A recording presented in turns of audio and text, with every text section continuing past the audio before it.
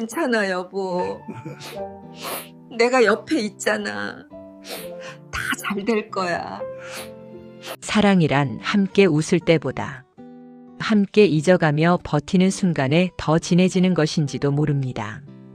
그는 나를 잊어가지만 나는 오늘도 그를 기억합니다. 구독과 좋아요 눌러주시고 편하게 이야기 들어주세요. 병원에서 돌아오는 택시 안에서 남편의 손을 꽉 잡고 있었습니다. 70년을 살면서 이렇게 애타게 누군가의 손을 붙잡아 본 적이 없었습니다. 놓으면 그가 어디론가 흩어져 버릴 것만 같았습니다. 알츠하이머, 초기 단계, 진행 속도는 예측할 수 없습니다. 의사의 말이 귓속에서 맴돌았습니다. 남편은 창밖을 보며 아무렇지 않다는 듯 중얼거렸습니다. 날씨가 참 좋네. 나는 대답 대신 그의 손을 더 세게 쥐었습니다. 우리는 중매로 만났습니다. 23의 처녀와 26의 총각. 첫 맞선 자리에서 남편은 커피잔만 들여다보았고 나는 손수건 끝을 만지작거렸습니다. 2달 뒤 우리는 결혼했습니다. 사랑이라기보다는 그저 그렇게 하는 거라고 생각했습니다.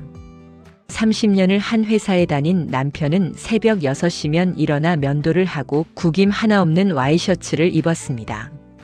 저녁 6시면 현관문이 열렸고 7시면 밥상 앞에 앉았습니다. 40년이 그렇게 흘러갔습니다. 나도 다르지 않았습니다. 새벽에 일어나 된장국을 끓이고 빨래를 널고 시장을 다녔습니다. 아들 둘을 낳아 학교에 보냈고 시어머니가 편찮으시면 병원에 모셨습니다. 가끔 혼자 부엌에 서서 창밖을 바라볼 때가 있었습니다. 뭔가 허전했지만 다들 이렇게 사는 거라고 생각했습니다. 남편이 65세에 은퇴하고 나서야 변화가 왔습니다. 아이들도 떠나고 처음으로 집이 텅 비었습니다. 35년 만에 둘만 남은 공간이 낯설었습니다.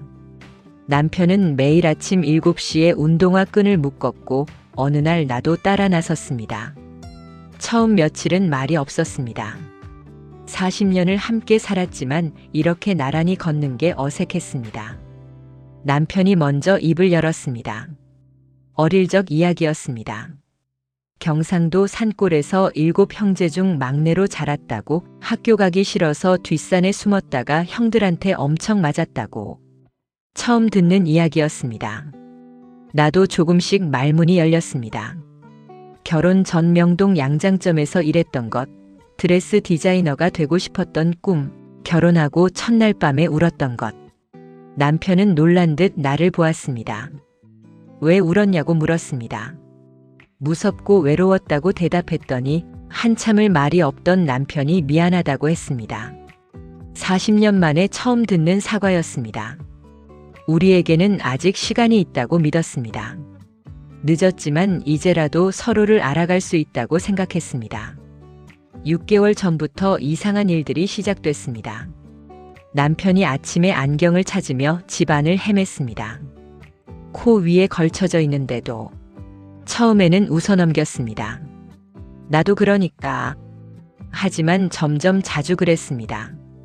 어느 날은 큰아들 이름을 기억 못한다며 한참을 머뭇거렸습니다. 또 어느 날은 산책 나갔다가 파출소에서 전화가 왔습니다. 집 주소를 말하지 못해서 경찰관이 지갑 속 신분증을 보고 연락했다고 했습니다. 파출소에 데리러 갔을 때 남편은 의자에 앉아 멍하니 벽만 보고 있었습니다. 병원에 가자고 했을 때 남편은 소리를 질렀습니다. 멀쩡한데 왜 병원에 가냐고, 그냥 피곤한 것뿐이라고. 나는 남편 앞에서 처음으로 무릎을 꿇었습니다. 제발 검사만 받아보자고.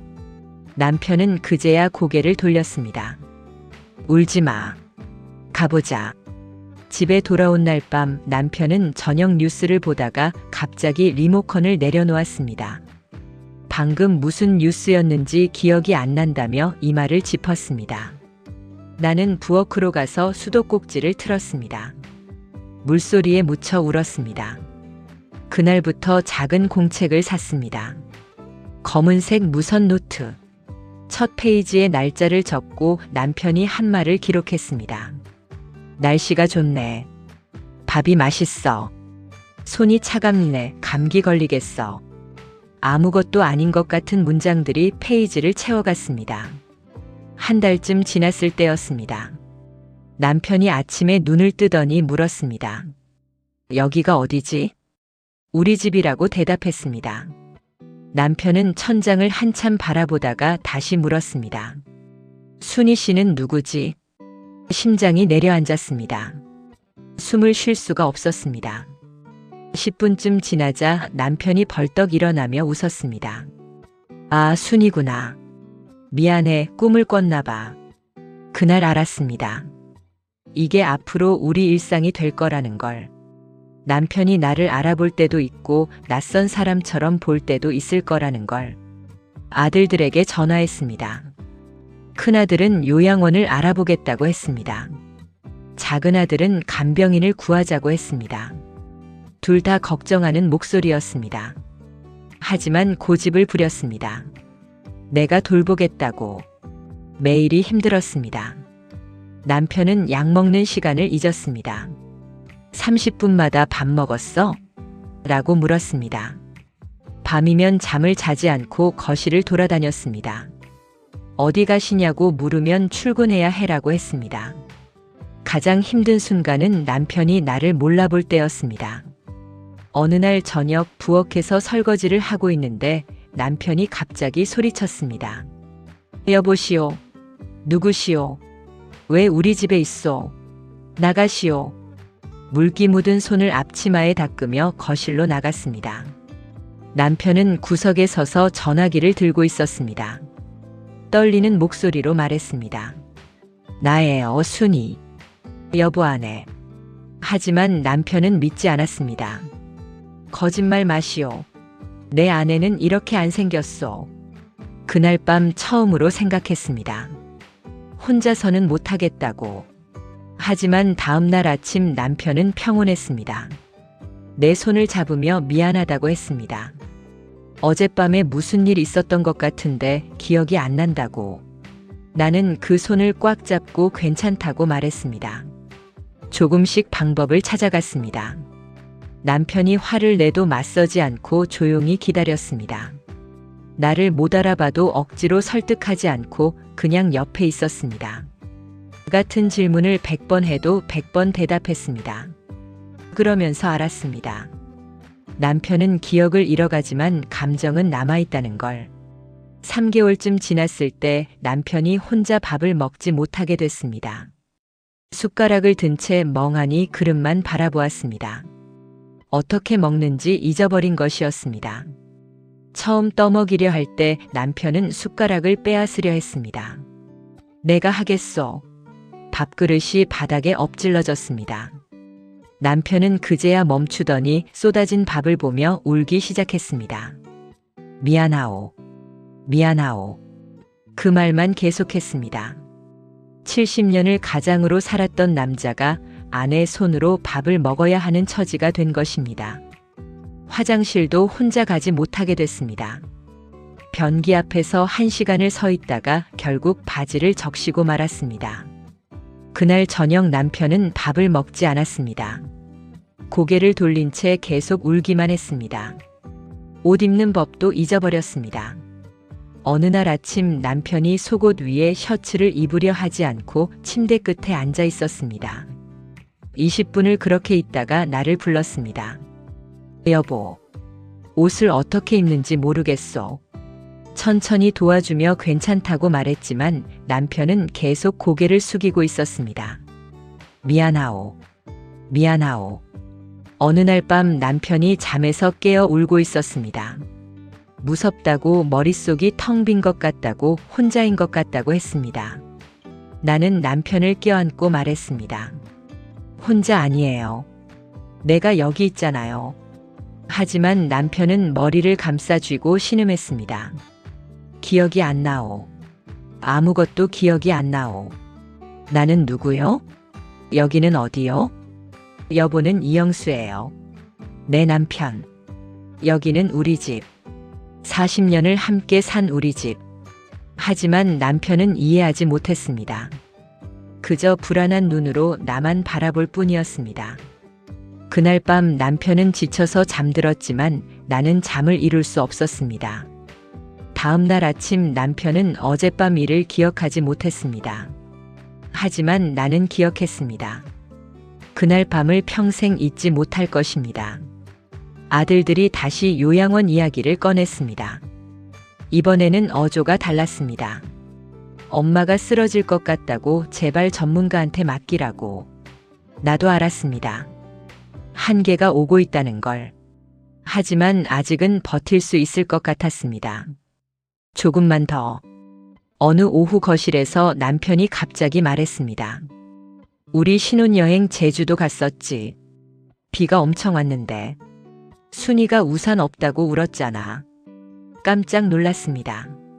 그 기억을 나도 까맣게 잊고 있었는데. 또 뭐 기억나냐고 물었더니 남편은 한참을 생각하더니 말했습니다. 큰애 태어났을 때 내가 너무 긴장해서 손이 떨렸어. 처음 안아봤는데 작고 따뜻하더라고.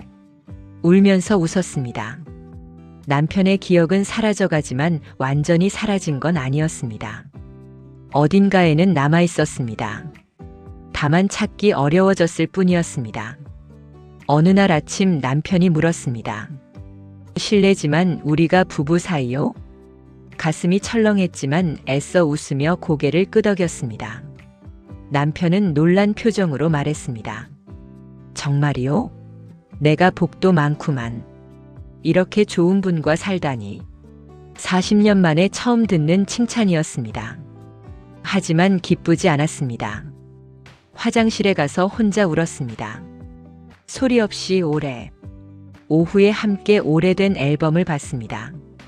남편은 사진 속 사람들을 대부분 기억하지 못했습니다. 이게 우리 결혼식 날이라고 설명했습니다. 남편은 사진 속 젊은 여자를 가리키며 말했습니다. 이 여자분 참 예쁘네요. 나예요. 내가 여보 아내예요. 남편은 믿을 수 없다는 듯 고개를 저었습니다. 이렇게 예쁜 사람이 나하고 결혼했다고. 더 이상 참을 수 없어서 앨범을 덮었습니다. 40년이 사진 속에만 남았습니다. 저녁을 먹고 나서 남편이 물었습니다. 내가 순희 씨한테 좋은 남편이었소? 잠시 멈췄습니다. 솔직히 말하면 남편은 특별히 좋은 남편도 나쁜 남편도 아니었습니다. 그저 평범한 남편이었습니다. 하지만 지금 그게 중요한가 싶었습니다. 남편의 손을 잡고 말했습니다. 네, 좋은 남편이었어요. 40년 동안 성실하게 일했고 가족 지켰고 나를 존중해줬어요. 그걸로 충분해요. 남편은 안도한 표정을 지었습니다. 다행이요. 그리고 한참 있다가 말했습니다. 앞으로도 잘할게요. 약속하오. 웃으며 대답했습니다. 알아요. 믿어요. 그날 밤 일기장에 적었습니다.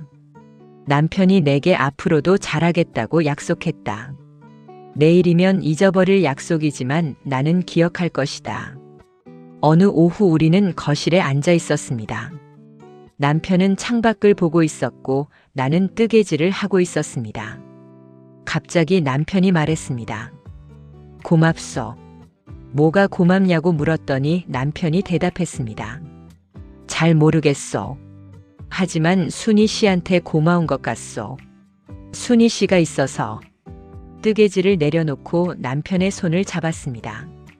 나도 고마워요. 여보가 있어서. 한참을 그렇게 앉아 있었습니다. 말없이. 손만 잡고. 창밖으로 햇살이 들어왔습니다. 앞으로 더 힘든 날들이 올 것입니다. 남편은 점점 더 많은 걸 잊을 것입니다. 언젠가는 완전히 나를 못 알아볼 수도 있습니다. 말도 못하게 될지 모릅니다. 하지만 괜찮습니다. 나는 기억할 것입니다. 우리가 함께한 40년을, 평범했지만 소중했던 그 시간들을 남편이 잊어도 나는 기억할 것입니다. 어젯밤 남편이 잠들기 전에 내 손을 잡고 말했습니다. 순희 씨 손 참 따뜻하오. 놓지 마시오. 안 놓을게요. 절대로.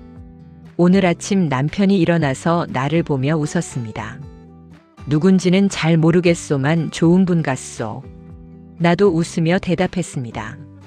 나도 여보가 좋아요.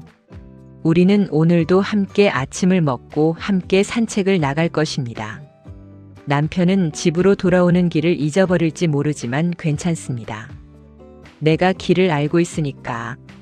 그게 40년을 함께 산 부부의 사랑입니다. 화려하지 않고 극적이지도 않지만 진실한 사랑. 기억하고 함께하고 끝까지 손을 놓지 않는 것. 오늘도 남편의 손을 잡습니다. 따뜻한 그 손을. 그리고 속삭입니다. 괜찮아요. 내가 기억할게요. 우리 둘 다를.